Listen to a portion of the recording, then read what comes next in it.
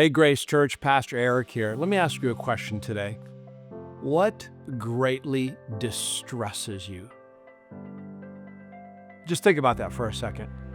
Perhaps there's things that distress you about life around you, people, places, providence that's happening.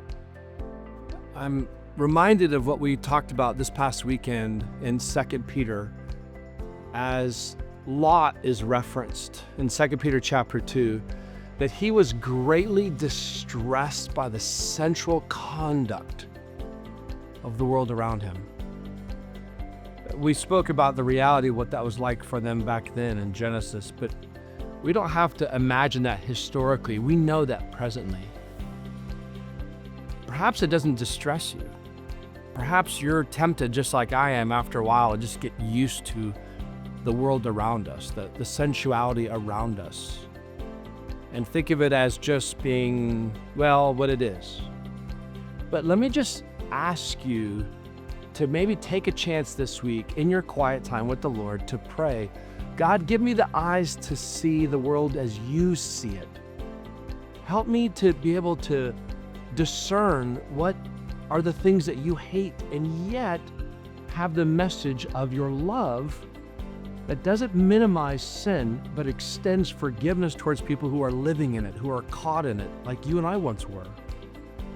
The goal is not in any way to become self-righteous Pharisees, to declare everyone else unclean while we denounce and declare ourselves rather clean. Only God can do that. But now having that benefit, that blessing of God's grace in our life, may we not compromise on the conviction that we are having formed in our hearts based on the Word of God, and yet also courage and compassion. Courage to speak the truth in love, Ephesians 4, but also to do it in a manner that shows our compassion for people. It doesn't take very long of reading the Gospels to see of Jesus' ministry, how he was pursuing and talking to people that the religious elite were disoriented at best, disagreeable at worst, that he should not be with.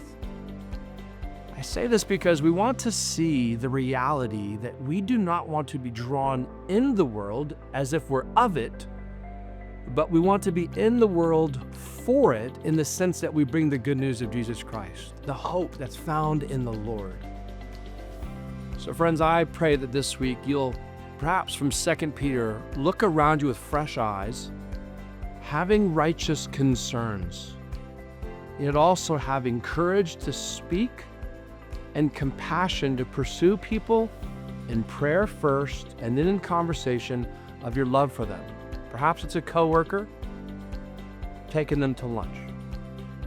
Perhaps it's a neighbor in your apartment next door, inviting them over to share coffee or just go for a walk. Or perhaps it's a friend that you just text and say, I'd love to just jump on a call and catch up.